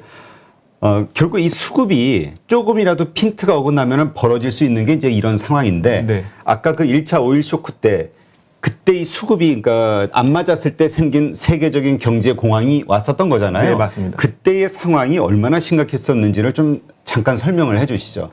당시 수치를 간략하게 수치를 말씀을 드리면은 당시 미국의 GNP가 한 2, 3년 동안 당시 이제 GDP가 아니라 GNP를 썼는데 그 숫자가 한 6% 정도, 6%포인트 정도 감소를 했다고 해요. 6% 정도 감소를 했고. GNP라는 거는 국내와 국외 모두에서 생산하는 그 총 생산량을 합친 거죠. GDP는 국내 총 생산량이고. 그리고 당시에 어떤 그런 그 미국이 받은 충격 이런 것 때문에 향후에 이제 어떤 중동 석유를 안정적으로 관리하지 않으면은 어떤 미국이라는 나라 또 세계 경제에 큰 충격을 줄 수 있다는 생각을 하게 되고 그게 이제 미국의 입장에서는 1990년 걸프전이나 2003년 이라크전을 수행하면서 어떤 중동에 대한 통제력을 강화하려고 했던 어떤 그런 배경이 됐기도 했고요. 당시 우리나라도 어떤 그 오일 쇼크의 충격 속에서 테헤란로를 만들고 또 친아랍 성명까지 발표하면서 이제 아랍과 우호적인 관계를 하려고 하고 또 그 와중에 또 이스라엘 대사관은 폐쇄돼서 철수하는 뭐 그런 정치적 제스처들도 나왔기도 했습니다. 네. 그때는 아마 이란이나 저기 어디죠? 이스라엘하고 전쟁하고 막 이럴 때니까 맞습니다. 이란 편을 든 거죠. 그러니까 소위 잘 보이려고. 이란은 이제 그 아랍 국가가 아니고 그냥 뭐 이집트나 시리아, 뭐 사우디 편을 들었던 거죠. 한국이. 그렇군요. 그러니까 사실 우리가 중동을 지키는 뭐 그 함대 그 있잖아요. 그 네. 뭐 이름은 생각이 안 나는데 그렇게 쫙 걸프 해안을 지키는 미국 병력 이거는 결국 미국의 경제와 이해관계가 바로 연결되기 때문에 네, 여기서 수급이 타이트해지면은 GNP가 6% 가까이 떨어진다는 건 엄청난 거니까. 네. 그러니까 엄청난 후퇴죠. 네, 맞습니다. 사실은 미국의 패권이라고 하는 것도 어떤 중동의 국가들을 관리하고 있고 또 남중국해나 호르무즈 해역 같은 어떤 주요 석유의 수송로들을 장악하고 있는 그 해상권에서 나오는 거거든요. 그렇죠. 예, 그렇기 때문에 이 에너지 자원이 뭐 앞으로도 당분간은 주정으로 쓰인다면은 에너지가 무기가 되고 방패가 되고 하는 차원은 계속 유지가 될 것 같고요. 그런 차원에서도 한국도 사실 지정학적 위치가 만만치 않기 때문에 이 에너지 자원을 수급하고 또는 비축하고 그 안정성을 확보하는 노력이 좀 이렇게 중요하게 생각돼야 된다고 생각을 하고 있습니다. 네. 미국이 GNP가 그 6%가 하락할 정도라면 그 에너지의 수급으로 인해서 우리는 더 큰 영향을 받았었겠죠? 1차 오일 쇼크 때만 하더라도 사실은 우리나라가 이제 산업화가 아주 뭐 본격 70년 공장이 많지 않아서 쉽게 얘기해서. 그래서 2차 오히려 이제 79년은 2차 오일 쇼크 때 이제 마이너스 성장을 하게 되는 그 IMF가 우리나라에서 마이너스 성장을 한 때가 그 코로나19 전에 한 2번 있었는데요. IMF 때하고 이제 79년, 80년 요때 그 2차 오일 쇼크 때가 있었습니다. 그만큼 이제 충격이 컸던 것이죠. 네, 그렇군요. 사실 그 미국의 그 가장 강력한 뭐 위대하다라고도 표현하는 연준 의장이 폴 볼커잖아요. 네. 그게 이제 80년대 그 엄청난 미국의 인플레이션을 금리 20% 가까이 막 치면서 가라앉힌 그래서 이제 뭐 살해 위협도 엄청 받았다고 하는 연준 의장인데 총 들고 다녔다고 막 그러더라고요. 네. 그러니까 그러한 것들이 사실은 여기서부터 에너지 가격으로 인한 인플레이션에서 모든 게 다 시작이 됐을 수도 있었던 거네요. 사실 석유라고 하는 자원은 그 모든 경제의 어떤 펀더멘탈 같은 거기 때문에 어떤 그 뭐 인플레이션이나 그러니까 원자재 가격이 다 마찬가지겠습니다. 특히 그 중에서 국제 유가는 그런 어떤 그러니까 모든 그 상업이나 제품의 선결 조건이거든요. 이게 돼야지 다른 걸 할 수가 있는 그런 면에서는 뭐 경제의 어떤 기반이 된다라고 볼 수 있겠죠. 그렇다면 지금 현재 벌어지고 있는 러시아, 우크라이나 이 사태에서도 우리가 가만히 낙관하기만은 되게 쉽지 않다. 여러 가지 경제 제재를 통해서 결국 이 에너지 가격이 계속해서 급등하게 되면은 지금 그렇지 않아도 심각한 인플레이션 문제가 더 건드릴 수 없을 정도로 터질 수 있다. 이렇게도 볼 수 있는 거네요. 근데 약간 거기서는 좀 조심스러운 게 러시아 입장에서도 이 전쟁을 오래 해봤자 이 우크라이나 지금 현재 수도 키이우라고 하죠. 키이우를 점령한다고 한들 과연 그 이후에 러시아가 원하는 대로 행정적 통제를 할 수 있겠느냐라고 생각한다면은 과연 이 전쟁을 오래 끄는 것이 러시아 입장에서 바람직한 것 같아요. 상식적으로 어떤 역사적인 교훈이나 어떤 뭐 맥락을 생각해 보면은 러시아 입장에서도 이거를 오래 끄는 것은 뭐 러시아 입장이나 서방 입장이나 다 손해거든요. 그렇기 때문에 어떤 빠른 시일 내에 해결이 될 수 있는 그런 가능성도 저는 있다고 봅니다. 네. 그러나 어쨌건 이것이 장기화되거나 네네. 그랬을 때는 원유 가격은 에너지 가격은 계속 급등할 수밖에 없고 그로 인한 세계 경제 성장은 상당히 뭐 GNP가 그 70년대 66% 정도 떨어질 정도였으니까 지금은 더 많잖아요. 소비가. 네, 맞습니다. 그러니까 더 많이 힘들어질 수 있지 않을까. 더 산업화가 많이 돼 있으니. 네, 장기화 된다면은 그런 석유 유가의 그 고공행진은 사실 이 우크라이나 전쟁이 터지기 이전부터 약간 수급이 타이트한 상태였거든요. 그렇기 때문에 유가가 계속 높게 가는 것은 뭐 장기화 된다는 거 했을 때는 불가피할 것 같습니다. 근데 이런 경우도 있지 않나요? 기존의 사우디를 포함한 이쪽에서 생산량 쿼터를 그냥 막 늘리는 거지. 이제 그거에 대해서는 지금 어떻게 생각하셔야 되냐면 네.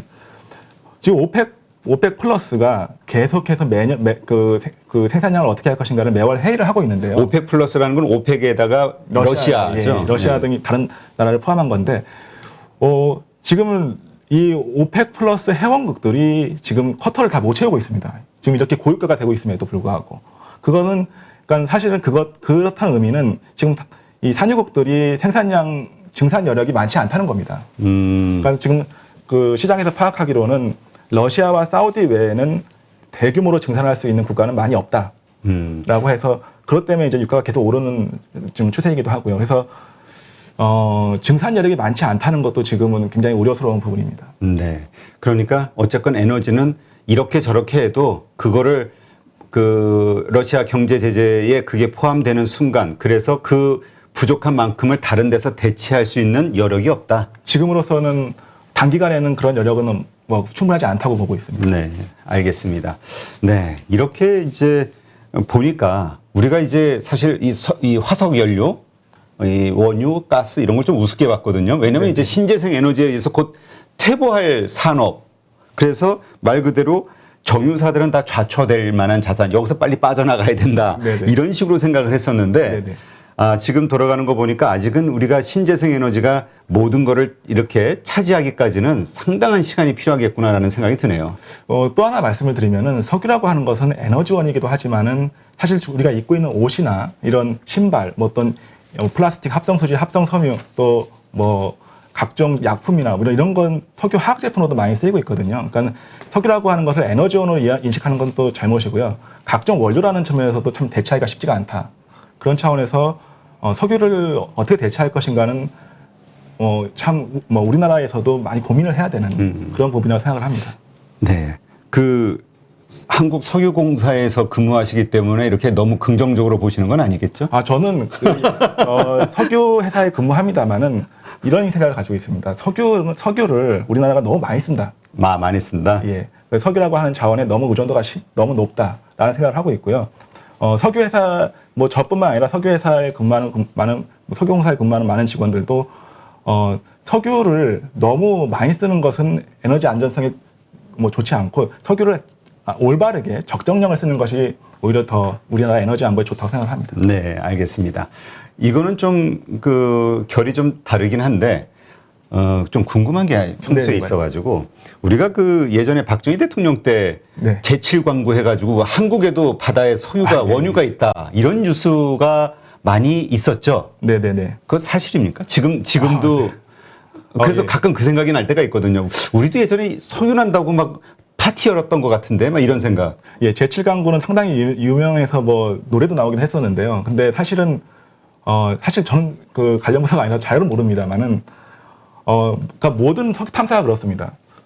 뚫어서 시추를 해서 그 안을 보기까지는 거기가 어떤지를 잘 모릅니다. 그러니까는 이게 뭐 모든 석유 탐사가 이제 탐사 성공률이 아무리 첨단 기술을 동원한다고 해도 이제 30%가 넘기 힘든데 그런 차원에서는 어떻게 말씀을 못 드리면 제가 어렸을 때 그 이렇게 막 그 만화 같은 거 이렇게 보면은 방송 같은 거 보면은 사우디가 막 우리한테 석유 사러 오고 막 이랬던데 예. 그러니까 그만큼 엄청난 매장량이 있다. 네. 칠광구에 이런 거를 들었다. 그러니까 아직은 아니다라고 얘기할 수도 없는 거군요. 그러니까 가능성은 있으나 그 밑에 정말 파고 들어가서 확인을 못했다는 건가요? 그러니까는 네 그렇다고 볼 수 있고요. 그러니까는 사실은 시추를 해보기 전까지는 뭐 근데 왜 안 해요? 가능성 있으면 해봐야 되는 거 아니에요? 이거는 이 석유공사가 그런 거 하는 거 아닌가요? 이거는 사실 또 외교적인 문제로 또 겹쳐 있기 때문에 제가 그 일본하고 같은 네, 맞습니다. 영이죠. 그래서 좀 복잡한 문제이기 때문에 제가 말씀을 드릴 수는 없는 것 같습니다. 네. 알겠습니다. 이게 그 독도 근처에 있는 건가요? 아니죠? 그 위치는 그쪽은 아닌 것 같습니다. 예. 아니, 이게 좀 엉뚱한 질문을 드렸고요. 또 하나. 이런 이야기도 많이 떠돌았거든요. 북한의 석유 원유 매장량이 엄청나다. 거기는 근데 워낙 자원이 풍부하니까 그래서 약간 설득력이 있었거든요. 네네네. 그런 것도 그냥 루머입니까? 사실입니까? 마찬가지인데요. 사실은 이 석유 탐사라고 하는 것은 거기가 있다라고 심증을 가지고 들어가도 아닌 경우도 많고 또 아닐 것 같음에도 불구하고 거기서 대박이 나오는 경우도 있고 그러거든요. 그래서 얼마가 있느냐고 하는 거는 사실 아무도 모릅니다. 네. 알겠습니다. 가능성은 있다. 뭐 가능성은 항상 있겠죠. 그러나 이제 정확한 거는 뭐 아무도 모르는 거죠. 근데 사실 그 얘기 하더라고요. 이렇게 아까도 말씀 나눴지만 이렇게 부족하다고 해서 원유를 증산을 바로 할 수 없는 게 이게 가격이라든가 이게 개발 비용이 워낙 많이 드니까 미리 수요를 예측해서 몇 년 전서부터 그걸 준비를 해야 파고 들어가서 뭐 이렇게 해야 이제 딱 수요를 그때 맞출 수 있는 거다. 그러니까 지금 해도 몇 년이 걸리니 광구를 발견해도 뭐 이런 얘기가 있잖아요. 네. 보통 보통 하나의 그 새로운 유전을 발견했을 때, 그러니까 생산량을 그러니까 뽑아내는 그 과정이 한 몇 년 정도 걸립니까? 찾아서. 이거 천차만별일 텐데요. 셰일 같은 경우에는 굉장히 짧게 1년 미만으로 되기도 하고요. 미국 쪽의 셰일 오일은. 예, 근데 뭐 대규모 유전 같은 경우에는 뭐 10년 이상 걸리기도 하고. 그래서 이거는 뭐 천차만별이라고 말할 수 있겠죠. 예. 네, 알겠습니다. 네, 제가 워낙 이쪽에 지식이 좀 해가지고 네. 좀 유치한 질문을 좀 드렸습니다. 아니, 찌라시 질문. 네, 네 이렇게 좀 파고 들어가 보니까 에너지가 정말 이 모든 파고 들어가면 결국은 에너지구나. 네. 그리고 이 에너지가 얼마나 그 경제에도 중요하지만 이 국제 정치학적으로 중요한 무기가 될 수 있는 건가. 예, 새삼 깨닫게 된 시간이지 않았나 싶습니다. 네, 석유는 어떻게 세계를 지배하는가 책의 저자이신 최지웅 한국석유공사 에너지정보팀 과장님과 함께 다뤄봤습니다. 오늘 좋은 인사이트 고맙습니다. 감사합니다. 네, 오늘 그래도 시장이 좀 올라서 다들 따뜻한 하루를 보내지 않으셨을까. 뭐 날씨도 따뜻해졌고요. 하지만 지금 이렇게 살펴본 것처럼 참 이 우리가 처한 환경이 그렇게 만만하진 않네요. 그래서 어쨌든 빨리 사정을 보면 우리 다들 여러 방송을 통해서 아시겠지만은 미국도 인플레이션에 대한 문제가 있고 러시아도 이런저런 문제가 많으니 이 욕구는 분명히 강한데 이게 얼마만큼의 밀당을 통해서 이게 봉합이 될 것이냐 혹은 자존심 혹은 오랜 독재자들의 그 오만함 이런 것에 의한 그 돌발 상황, 푸틴의 이런 것들에 의해서 정말 어떻게 일이 전개가 될지 걱정이 되기도 합니다. 어쨌건 네, 에너지에 대해서 다시 한번 생각해 볼 수 있는 시간이었고요. 내일 12시 김민수 대표와 함께 또 찾아뵙도록 하겠습니다. 고맙습니다. 김종수 저자님 2021년도에 네네. 13억이라고 어떻게 그렇게 볼 수 있었을까요? 저도 단타나 초단타, 장기 투자도 다 해봤는데 제 성향상 그 세 부분은 다 실패했었고요. 주식 투자는 이게 평생 할 수 있는 직업입니다. 주식 투자를 그렇게 오래 하려면 무엇보다도 다른 사람한테 종목 이런 거를 의뢰하거나 추천받아서 하면은 오랫동안 할 수가 없습니다. 스스로 혼자 할 수 있는 그런 능력을 배워야 됩니다. 그래서 누구나 1시간 안에 200개 종목에서 좋은 종목을 고를 수 있는 그런 능력을 배양할 수 있도록 제가 도와드리려고 그렇게 하고 있습니다. 네, 이번에 8.15 머니톡에서 8.15 캠퍼스라는 교육 프로그램을 준비했습니다. 이제까지 방송을 하면서 느낀 게 너무 투자에 대해서 잘 모르면서 시작하시는 분들, 그리고 준비가 되지 않으신 분들, 그럼에도 불구하고 큰 돈으로 실전에 들어가서 돈을 잃는 분들이 너무 많다는 것을 알게 됐습니다.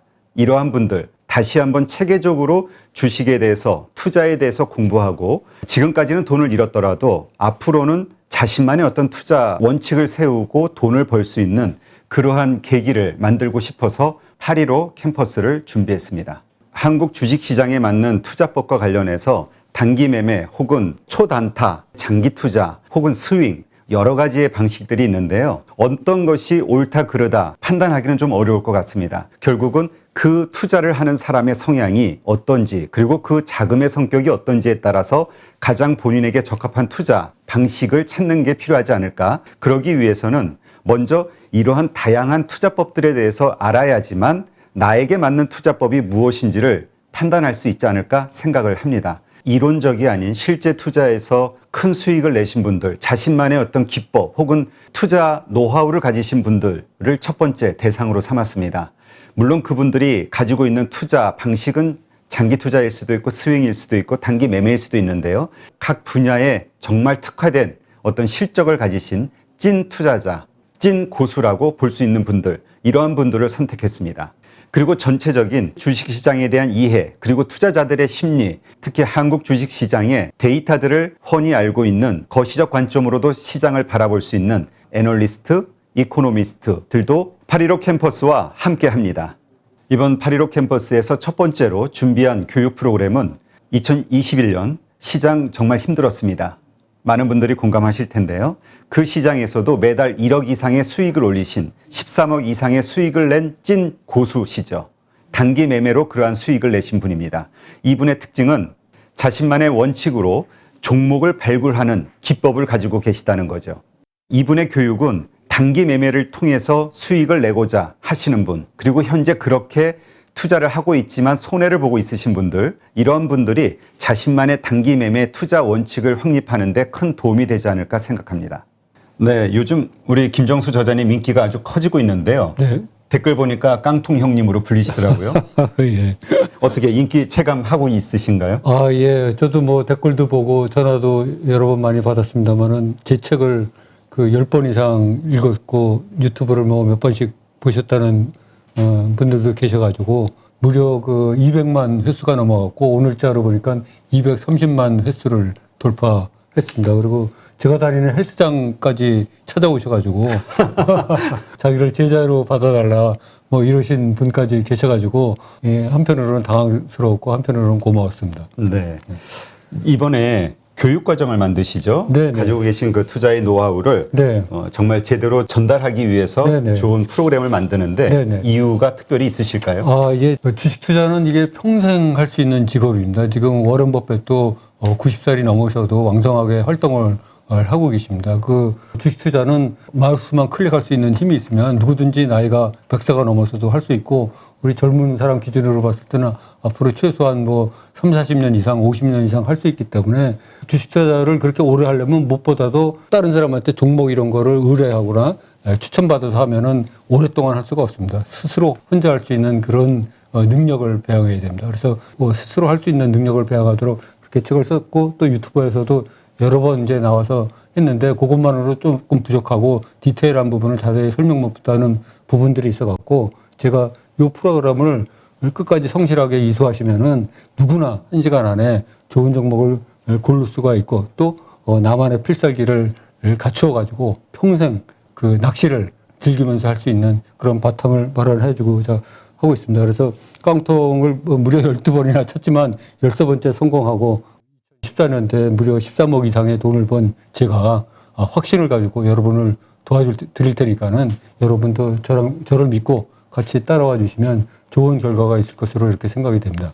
이 교육 과정을 통해서 그 교육 과정을 수료하는 분들에게 꼭 이거 하나만큼은 꼭 가르쳐 주고 싶다, 도움을 주고 싶다 하는 게 있다면 뭐가 있을까요? 아, 그럼 물론 이제 제가 하루에 200개 종목을 12분의 1차로 이렇게 고를 수 있다고 여러 번 말씀드렸는데 이 프로그램을 이제 성실하게 잘 이수하고 공부하신 분들은 누구나 1시간 안에 200개 종목에서 좋은 종목을 고를 수 있는 그런 능력을 배양할 수 있도록 그렇게 프로그램을 짜고 제가 도와드리려고 그렇게 하고 있습니다. 한국 주식시장에서 장기 투자로 돈을 벌기는 쉽지 않다 이런 얘기 하시는 분도 있고요. 네네. 또 단기 투자 혹은 네. 단타를 통해서 돈을 벌기는 더더욱 쉽지 않다 네네. 이렇게 생각하시는 분들도 있거든요. 네네. 그런데 우리 김종수 저자님은 단기 매매를 통해서 네네. 수익을 내신 거잖아요. 네네, 13억을 그렇습니다. 보신 건데 네네.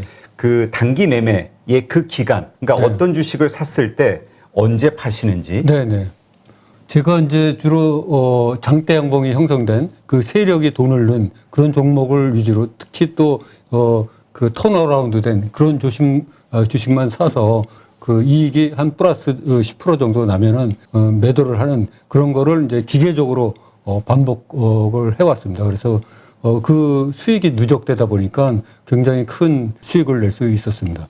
그러니까 이번에 교육 네네. 프로그램에서 가르치시고자 하는 것은 네네. 한국 시장에 특화된 단기 매매 네네. 트레이딩 방식이라고 그렇습니다. 생각하면 되겠네요. 네, 맞습니다. 저는 저도 단타나 초단타, 장기 투자도 다 해봤는데 제 성향상 이제 그런 거가 맞지 않았었고 그 세 부분은 다 실패했었고요. 그 또 한국 주식 시장 상황상 단기 매매가 아주 적합하다. 이렇게 생각이 들어서 단기 매매에 집중해서 하다 보니까 이렇게 좋은 성적을 거둘 수 있게 된 것 같습니다. 어떤 분들이 단기 매매 투자에 적합하다고 보세요? 제가 생각하기에는 한국 사람들의 90% 이상은 단기 매매에 적합하다고 생각하고 있습니다. 왜요? 왜냐하면 한국 사람들의 그 성격이 그 빨리빨리 문화에 자리 잡고 있는데 이 단기 매매는 비교적 단타나 초단타보다는 느리지만 며칠만 해도 승부를 볼 수가 있고 평균 보유 기간이 장이 좋을 때는 뭐 1개월에서 2개월밖에 안 되고 또 뭐 장이 이렇게 요새 같이 안 좋을 때는 뭐 3개월에서 6개월 이렇게 잡고 할 수 있기 때문에 한국 사람 성향하고 딱 맞는 거로 이렇게 생각이 됩니다. 자, 그럼 이번에 8.15 캠퍼스에서 어떠한 방식으로 그 단기 매매로 돈을 벌고자 하는 분들에게 네네. 그 노하우를 전수해 주실 건가요? 그 절대 사지 말아야 될 종목 12가지 유형이 있습니다. 그거는 제가 5만 건 이상을 거래하면서 제가 물렸던 거를 전부 분석을 해보니까 그 12가지 유형이 나오더라고요. 또 반드시 사야지 될 종목 유형도 12가지가 나옵니다. 그래서 모두 이 24가지가 있는데 이 24가지가 제 책에는 아쉽게도 한 가지 종목씩밖에 그 이해를 못 들었습니다. 근데 이번 영상에서는 종목을 순차적으로 이렇게 소거를 하면서 이게 왜 이렇게 됐는지, 왜 이런 일이 벌어졌는지, 결과는 어땠는지를 차근하게 설명을 드릴 거고요. 또 제 책에서 아쉬웠던 부분이 그 200개 종목을 한 개에서 5개 정도 좋은 종목으로 추리는 과정을 거의 축약적으로 설명을 했기 때문에 실제로 그 일반 분들이 책만 보고 쫓아오기는 굉장히 힘듭니다. 그래서 그 200개 종목을 일일이 하면서 이 종목은 왜 선택이 되고 이 종목은 왜 선택이 안 됐는지 그런 거 원인과 그런 거를 자세하게 설명드리면은 몇 번씩 보시다 보면은 스스로 그런 능력이 되지 않을까 이렇게 생각을 합니다. 그런데 이제 VOD 네. 강의만 보고 배운다는 게 쉽지 않다. 네네. 하다 보면은 생각과는 다른 네네. 여러 가지 어려운 문제들이 생기잖아요. 네네. 그래서 영상만 보면서 과연 배울 수 있을까 이런 생각 하시는 분들 있을 네네. 수 있을 것 같은데요. 네네. 그래서 저희가 이제 한 달에 한 번씩 그 라이브 방송으로 궁금하게 생각하시는 분들을 직접 소통을 하면서 궁금증을 받아서 그 자리에서 바로 대답을 드리고 이렇게 하는 그 시간을 마련해서 그 문제를 해결해 드리도록 하겠습니다. 8.15 캠퍼스를 통해서 평생 활용할 수 있는 종목 선정 방법을 여러분께 알려드리도록 하겠습니다. 그거 내 특급 비밀인데. 아니, 내가 이 공개 방송이라 갖고 수익률을 제대로 얘기를 못 하는데 이제 유튜브에 나와서도 그래서 내가 뭐 한 20% 30% 이상 그렇다는데 사실 내가 며칠 전에 계산해 보니까 작년에 이제 그 수익률을 따져 보니까 한 70% 이상 벌었더라고요. 그러니까 작년 상반기는 사실 수익률이 100% 이상이었어.